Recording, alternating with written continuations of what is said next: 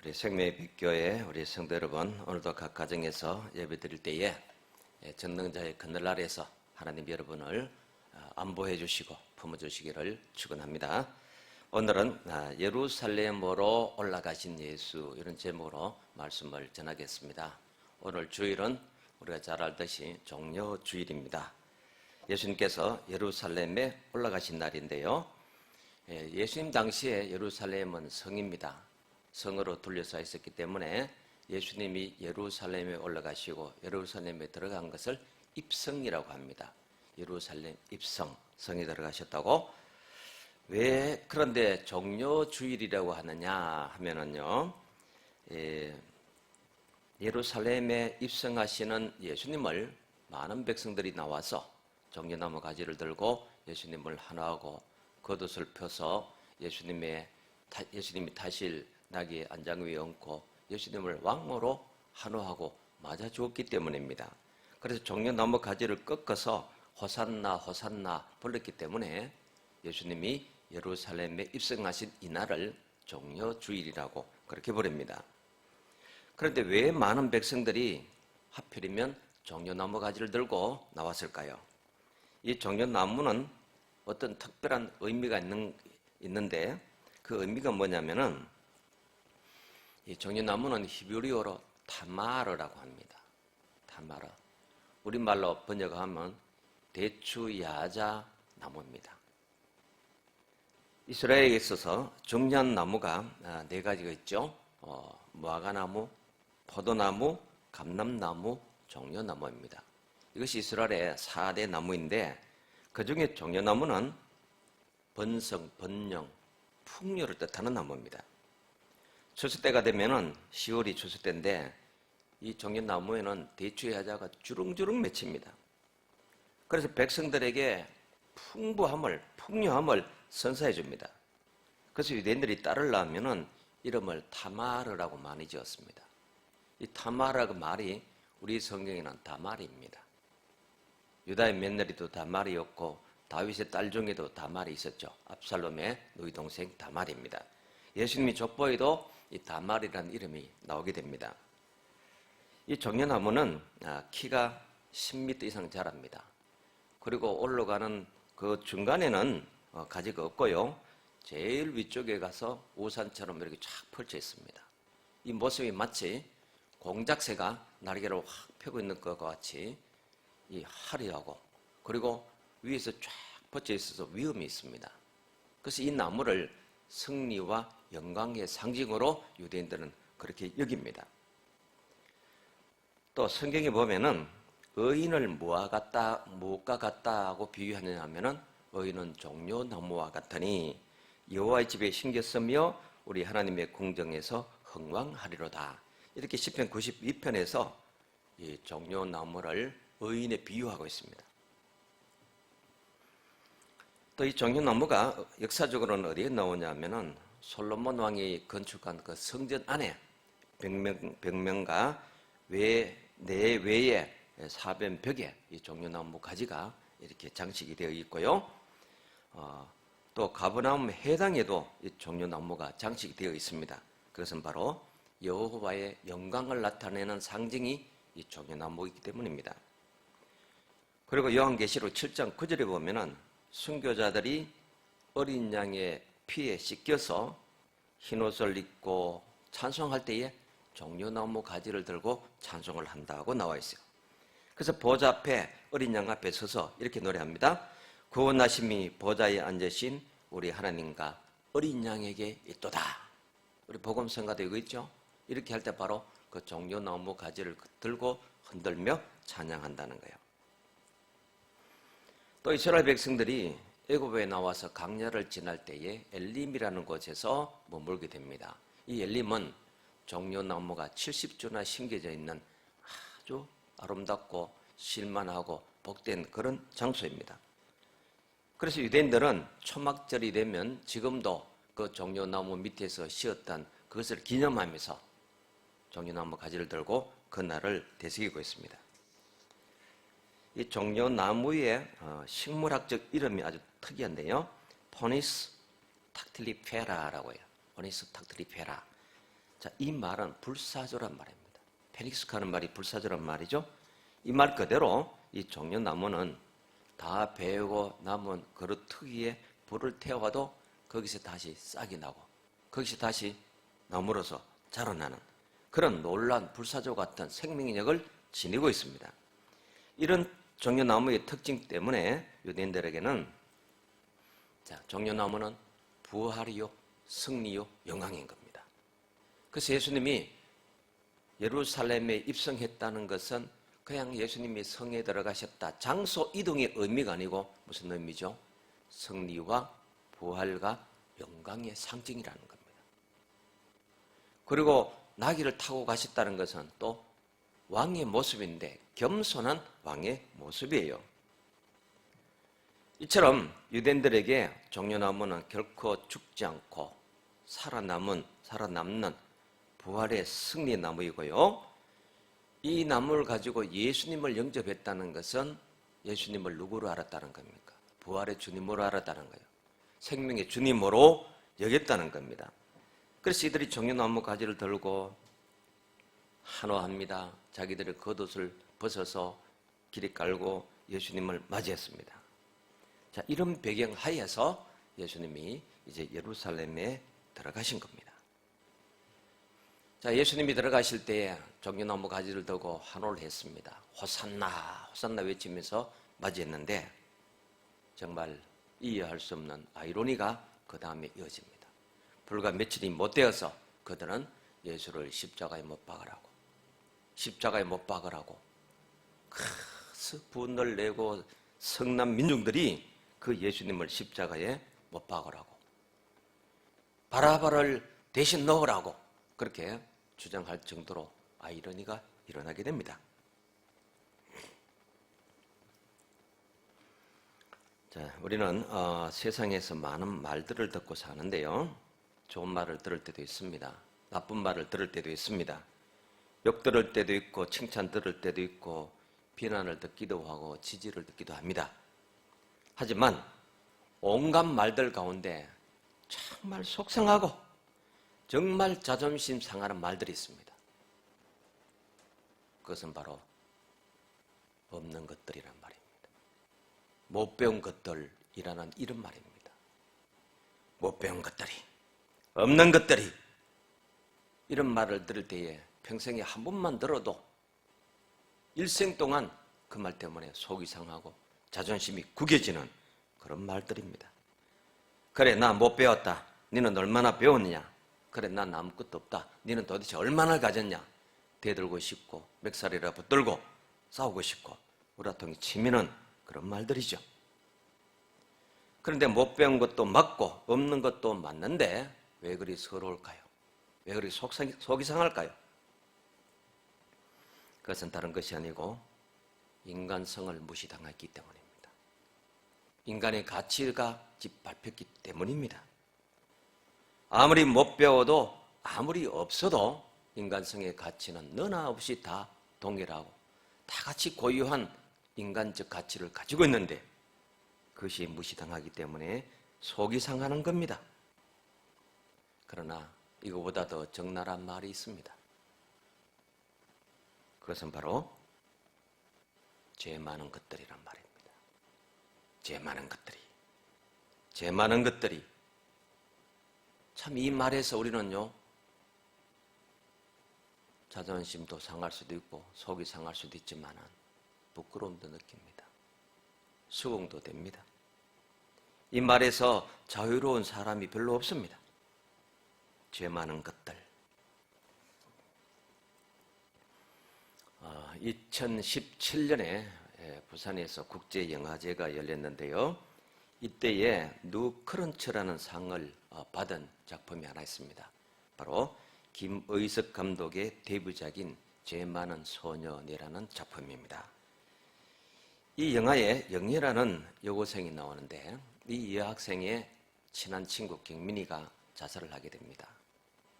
그래서 그 자살로 인해서 이 영희라는 아이는 그 모든 죄를 자기가 뒤집어 쓰게 돼요. 형사는 영희를 범인으로 봅니다. 반 친구들조차도 평소에는 경민이와 친하지도 않았는데 걔가 죽고 나니까 전부 영희에게 와서 네가 그를 죽였지 않느냐고, 네가 그를 죽였지 않냐고 괴롭힙니다. 또 경민이의 죽은 아이 경민이의 엄마도 영희를 범인으로 취급을 합니다.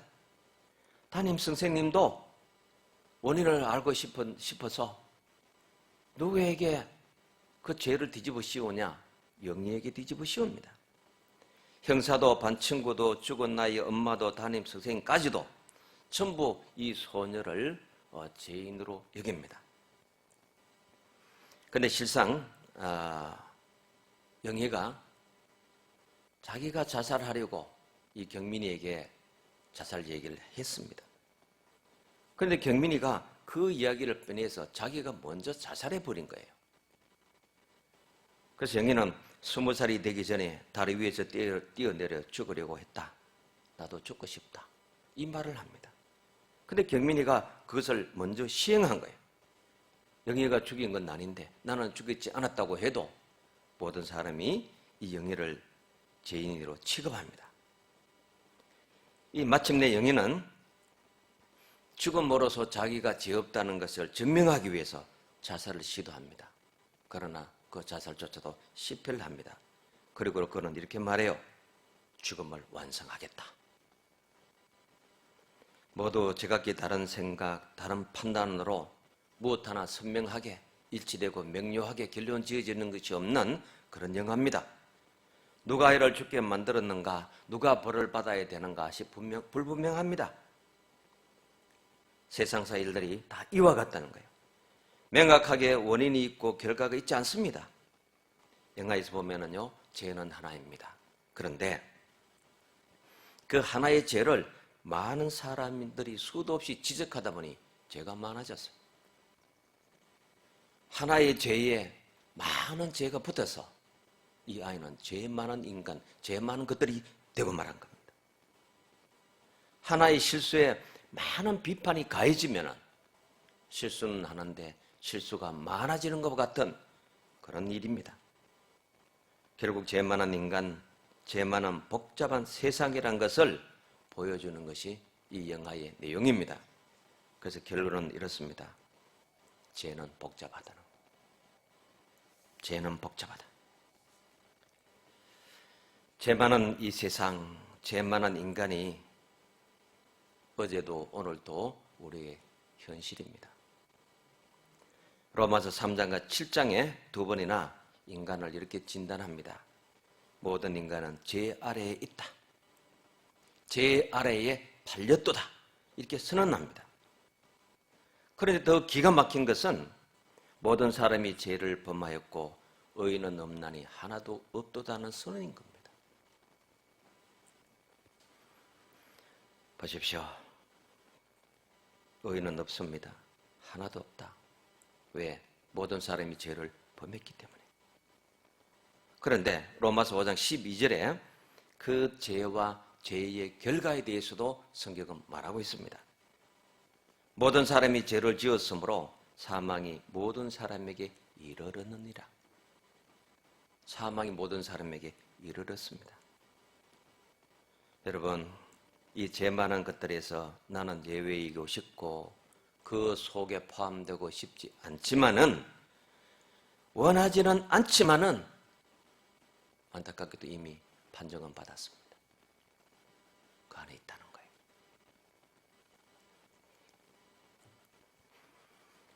그런데 다른 한편 성경은 또 이렇게 말씀해주고 있습니다. 우리가 아직 죄인되었을 때에 그리스도께서 우리를 위하여 죽으심으로 하나님께서 우리에 대한 자기의 사랑을 확정하셨느니라. 예사로운 말씀이 아닙니다. 우리가 아직 죄인 되었을 때에 그리스도께서 우리를 위하여 죽으심으로 하나님께서 우리에 대한 자기의 사랑을 확정해 주셨다. 로마서 5장 8장의 말씀입니다. 가슴 벅찬 얘기 아닌가요? 이 말씀을 좀 외우면 좋습니다. 잘한 것 없는 우리가 여전히 죄인으로 있는데도 불구하고 하나님께서 그리스도를 통해서 우리를 사랑해 주셨다. 불쌍히 여겨주셨다. 긍휼히 여겨주셨다는 거예요.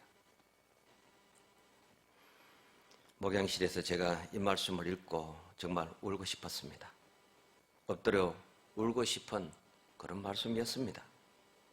내가 아직 죄인되어 있을 때 여전히 죄인으로 있는데도 불구하고 하나님이 나를 긍휼히 여기셨다 생각하니 눈물이 났습니다. 여러분, 이 말씀은 얼마나 좋은 말씀이고 소중한 말씀인지요? 이 말씀은 이런 것입니다. 하나님의 사랑의 일반화가 사랑의 구체화로 전환된 사건입니다. 그 역사를 말씀해 주고 있어요. 보편적 하나님의 사랑이 개인적 하나님의 사랑으로 전환된 겁니다. 하나님 사랑의 일반화가 사랑의 구체화로 죄 많은 죄 많은 것들로 취급받는 내 삶에서 나를 바꾸어 놓는 역사적인 말씀이고 전환적인 사건을 말씀해 주는 그런 말씀입니다. 내가 죄인 되었는데 미련한 인간인데 아무것도 아닌데 하나님은 그때를 사랑의 기회로 삼으셨다는 겁니다. 누구를 통해서? 바로 우리 구주 예수 그리스도를 통해서입니다. 여러분, 이것이 은혜입니다. 돈만 받고 건강하고 잘되고 번성하고 그것만 은혜 아닙니다. 이게 은혜예요. 그 은혜를 우리가 입은 것이고 그 하나님의 사랑을 우리가 받은 겁니다. 하나님의 사랑의 일반화가 사랑의 구체화가 되었다는 것. 다른 어떤 것 구하지 않아도 우리는 이것으로 만족합니다. 여기 우리의 감사 고백이 있고 참회의 고백이 있어야 합니다. 우리는 예수님이 좋아서 예수님을 따르는 사람들입니다. 예수님은 자격 미달의 인간 실존을 멸시지 않으시고 오히려 죄인들의 친구가 되셔서 우리 곁으로 다가오신 분입니다. 그래서 우리 중 어느 누구도 죄 많은 것들이라고 예수님의 눈밖에 나지 않았다는 거예요. 하나님의 사랑 안에 우리는 다 포용되었습니다. 여기 우리의 감사와 찬양이 있어야 합니다. 그래서 우리가 할 찬양, 우리가 불러야 할 고백은 바로 호산나라는 겁니다. 호산나, 호산나. 이것이 바로 이런 예수님의 오심과 하나님의 일하심을 통해서 깨달아지는 우리의 고백이고 찬양인 겁니다. 호산나입니다. 우리 복음성가 가운데 약한 나로 강하게 하는 것이 있죠? 그 가운데 보면은 호산나 호산나 죽임당한 어린 양, 호산나 호산나 예수 다시 사셨네. 그 다음 말씀이 얼마나 은혜되는 가사가 나오는지요. 내가 건너야 할 강 거기서 내 죄 씻겼네. 이제 주의 사랑이 나를 향해 흐르네. 예수님께서 왜 예루살렘으로 올라가셨을까요? 예수님께서 예루살렘으로 올라가신 그 이유 우리가 모르는 바입니다. 마태복음 20장에서 예수님은 그 예루살렘에 올라가신 이유를 미리 3번이나 말씀을 먼저 하셨어요. 마태복음 20장 18절에 보면은 보라 우리가 예루살렘으로 올라가노니 인자가 대제사장들과 서기관들에게 넘겨지며 그들이 죽이기로 결의하고 이방인들에게 넘겨주어 그를 조롱하며 채찍하며 십자가에 못 박게 할 것이니 그러나 제3일에 살아나리라. 한마디로 하면 뭐죠? 예루살렘에 올라가시는 목적이 십자가에 죽으시고 사흘 만에 살아나실 이 구속의 역사를 이루기 위해서 올라가신다는 겁니다. 더 구체적으로 말하면 내 죄를 해결하기 위해서 내 죄 문제를 십자가를 통해서 깨끗이 정리하시기 위해서 예수님이 예루살렘에 올라가셨다는 겁니다. 이날이 종료주일입니다. 이날에 내가 해야 할 것은 바로 호산나 호산나 주님을 찬양하는 거예요.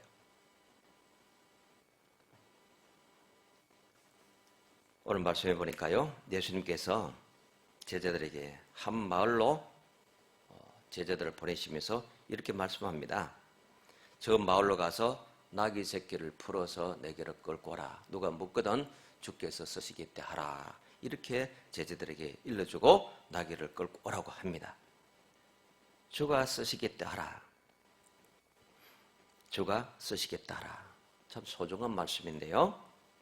제가 신학교 다닐 때에 교수님 한 분이 이 말씀을 해석하시면서 여러분 다른 욕심내지 말라고, 오직 나귀처럼 쓰임받겠다고, 그 각오로 신학 공부하라고, 주님이 쓰시기까지 기다리고 주님이 쓰시겠다 할 때에 순종하고 쓰임받을 때 겸손하고 쓰임받고 난 후에 아무 말도 하지 말고 감사하라는 것이었어요.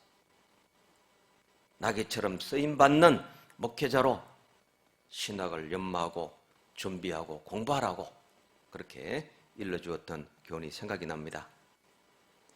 오늘 나귀의 주인의 이름이 누군지 나오지 않습니다. 그러나 그 주인이 키운 나귀가 이렇게 주님의 거룩한 역사에 쓰임받습니다. 여러분, 여러분의 삶도 바로 주님이 쓰시기까지, 쓰실 때, 쓰시고 난 후 겸손하게 순종하고 아무 말 없이 거룩한 역사에 참여하고, 그래서 주님께만 인정받는 여러분의 쓰임의 삶이 되기를 축원합니다.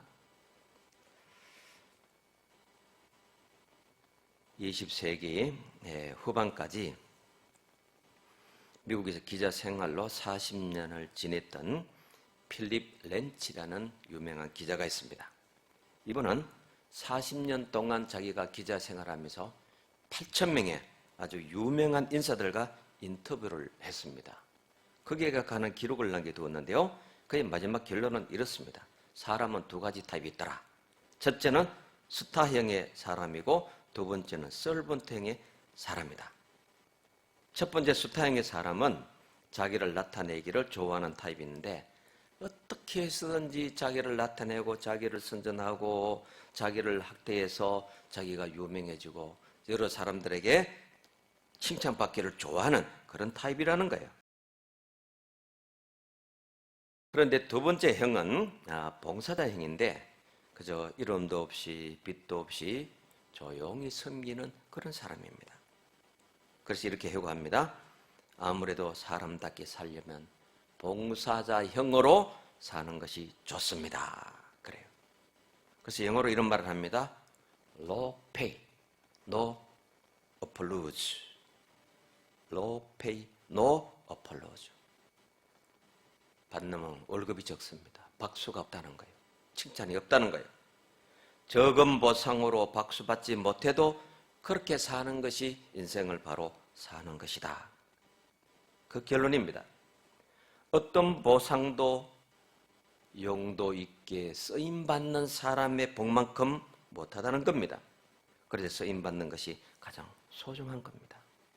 주가 쓰시겠다 하라. 여러분, 내 건강, 내 지혜, 내 돈이 주님의 거룩한 역사에 쓰임받는다는 것은 굉장한 가치입니다. 이보다 더 소중한 것이 없습니다.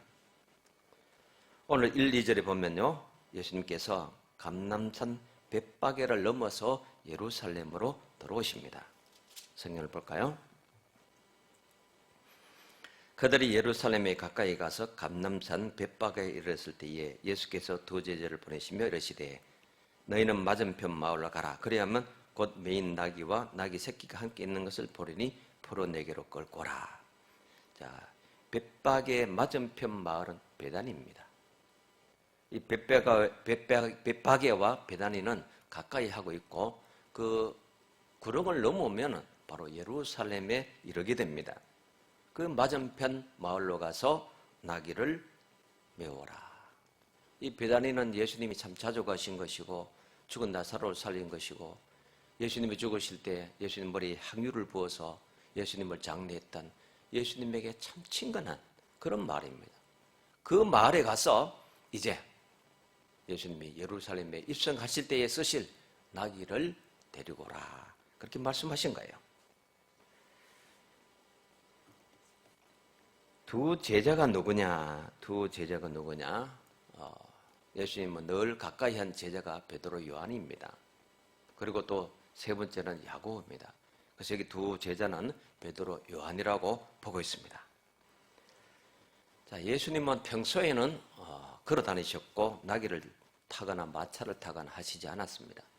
물론 바다를 건너갈 때는 배를 타시고 간 적이 있지만은 모든 여정에, 심지어 가이사라 빌립보에 이방인의 지역에 가실 때까지도 걸어서 가셨습니다. 그런데 오늘 유독 예수님이 나귀를 타시고자 했습니다. 그 제자들에게 나귀를 끌고 오러 갑니다. 주인에게 뭐 물어본 것도 아니고 허락받고 가지고 오는 것도 아니고 그냥 가지고 오는데 주인이 왜 가지고 가냐고 물었거든 주가 쓰시겠대 하라. 이렇게 얘기하면 줄 거다. 그렇게 말씀한 겁니다. 그런데 이 제자들로서는 이 경험이 어떤 경험이냐? 죽은 자가 살아나거나 안전뱅이가 일어나거나 파도가 잠잠해거나 하는 초자연적이고 초현상적인 그런 기적을 경험하는 것이 아니고 이것은 일상적 체험의 은혜를 맛보는 그 사건입니다. 일상적 생활의 은혜를 경험할 수 있는 기회를 예수님이 이 두 제자에게 주신 거예요. 이 두 제자는 자칫 나귀 도둑으로 오해받을 수 있는데 예수님이 말씀하시니 그냥 말없이 갑니다. 가기 전에 이렇게 묻는 것이 정상입니다. 예수님이 주인에게 미리 말씀하셨습니까? 준다고 허락했습니까? 그럼 우리가 가겠습니다. 이럴 법도 한데 가라, 끌고 오라. 왜 가져가냐 묻거든 주가 쓰시겠다 하라. 그리고 가지고 오라. 그럼에도 불구하고 이 두 제자는 아무 말 없이 갑니다.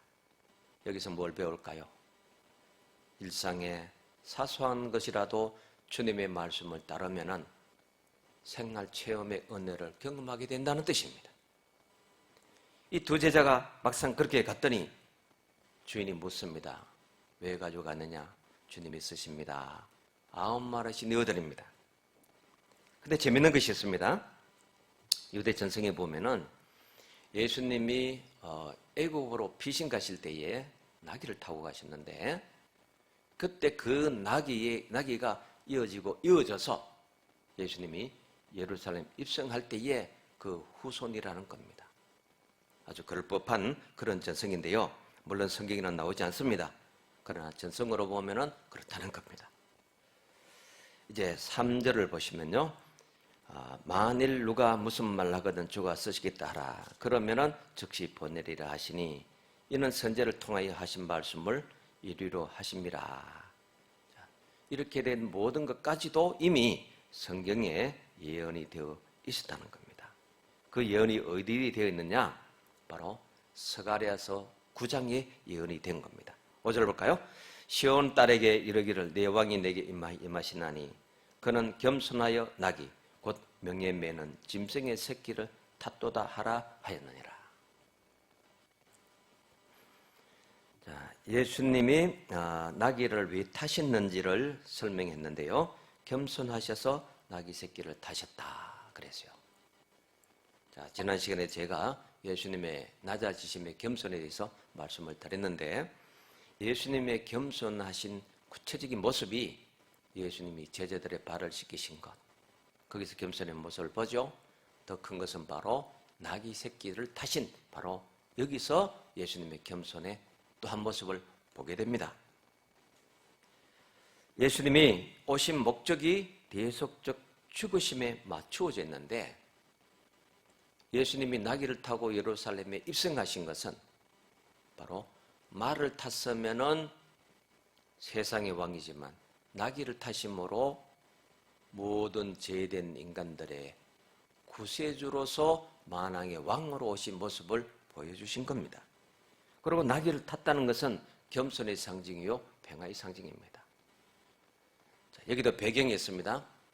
자, 고대 사회는요 왕이 전쟁을 나가거나 시차를 나가거나 그럴 때는 좋은 말을 탑니다. 백마를 타고 그 말 위에 화려하게 말 위에 안장을 올리고 치장을 해서 타고 옵니다. 다 백성들이 그 앞에 엎드려서 꼼짝을 못합니다. 그러나 평화로울 때는 왕은요 나귀를 타고 민정시차를 합니다. 작은 산들을 나귀를 타고 오르내립니다.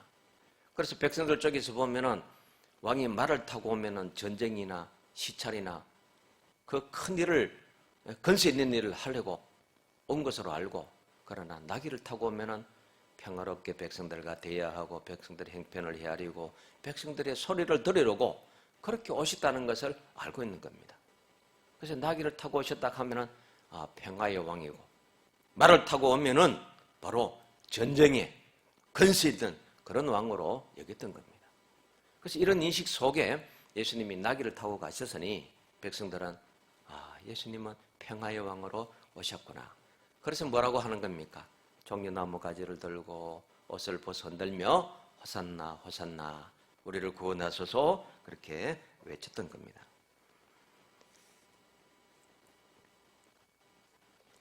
6절에 보시면요, 제자들이 이제 그대로 순종을 하죠. 순종을 해서 맹하신 대로 하여 갔습니다.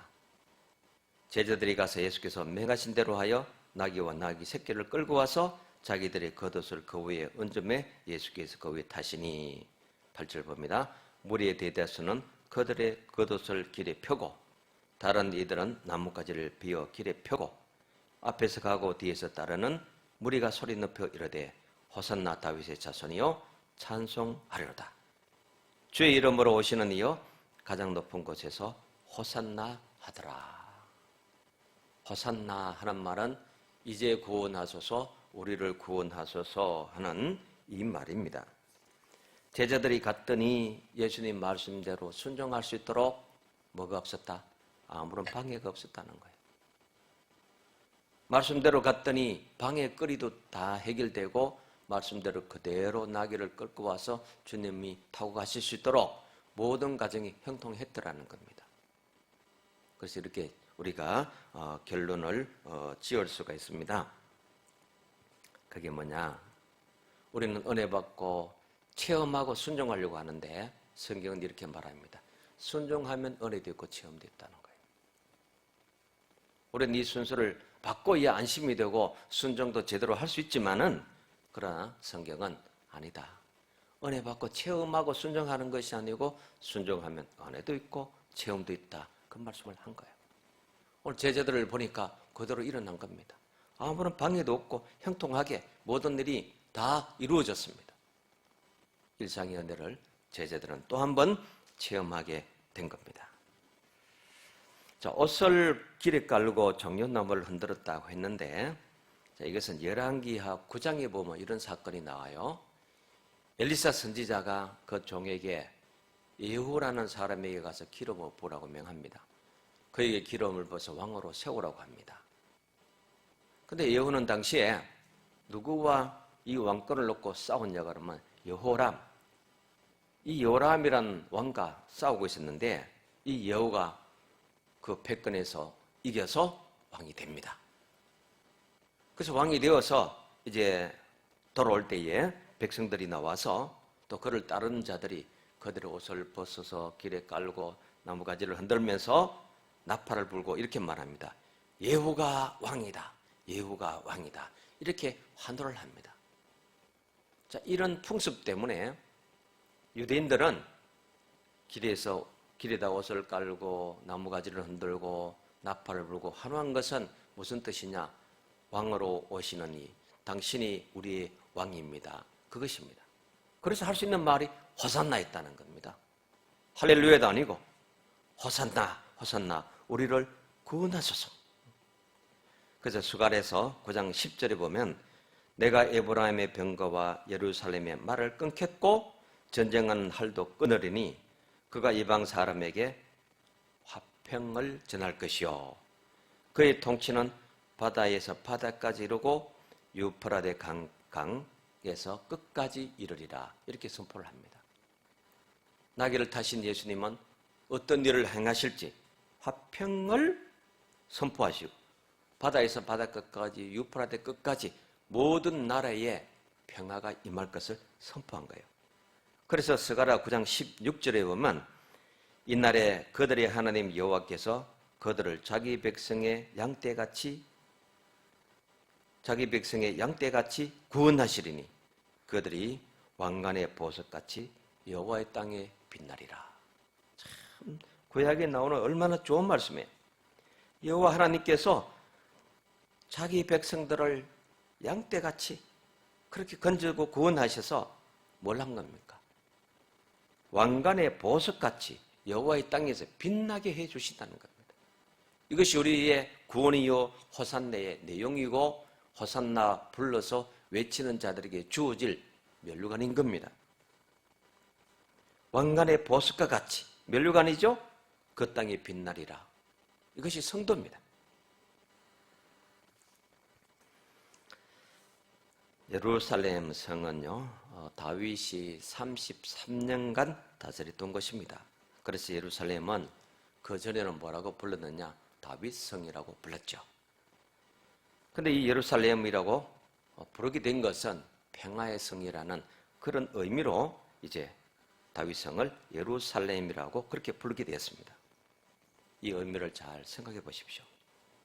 예수님이 겸손하셔서 어린 나귀를 타고 예루살렘에 오셨다는 것은 예루살렘이 평화의 성이라는 것, 또 온 세상 끝날 끝까지 평화의 왕으로 오셔서 평화를 주시고자 오셨다는 것을 의미합니다. 죄 많은 인간을 구원하시고 인간의 영혼에 평화를 주시고자 예수님은 이 종료주일에 입성을 하신 겁니다. 우리는 예수님으로 말미암아 죄 많은 세상에 죄 많은 인간으로 끝나지 않습니다. 저 죄 많은 것들, 저 죄 많은 세상에서 저 지옥 가야 할 것들, 그렇게 우리는 끝나지 않습니다. 용서받은 죄인으로 믿음으로 의롭게 된 자로 우리는 죄 많은 것들에서 자유하게 되었습니다. 길이요 진리요 생명이신 예수님과 함께 우리는 아버지께로 갈 수 있게 되었습니다. 저 천성을 향해서 갈 수 있는 성도가 되었습니다. 사랑하는 성도 여러분, 오늘 종료주일을 맞이해서 예수님이 우리를 위해서 무엇을 행하셨는지 깊이 깨닫고 은혜와 감사로 내 마음을 씻어내는 종료주일 될 수 있기를 축원합니다. 기도하겠습니다. 좋으신 아버지 하나님, 이 죄 많은 세상에서 죄 많은 것들로 취급당하며 지옥갈 존재로 끝나야 할 저희들을 예수님께서 이 세상에 오셔서 십자가를 지시고 부활하심으로 나를 건져주시고 구원해 주셨습니다. 내가 아직 죄인 되었을 때에 예수께서 나를 위해 죽으심으로 하나님께서 나를 사랑해 주시는 은혜를 저희들이 잊게 되었습니다. 종료주일에 겸손하게 나귀를 타고 평화의 성으로 입성하신 그 예수님을 저희들 더욱 두 손 높이 들고 호산나 호산나 맞이하고 나를 구원하소서 고백하고 주님과 함께 그 아버지께로 가는 길을 따라서 진리요 생명길로 나가는 저희들 되게 하여 주옵소서. 예수님 이름으로 기도드립니다. 아멘.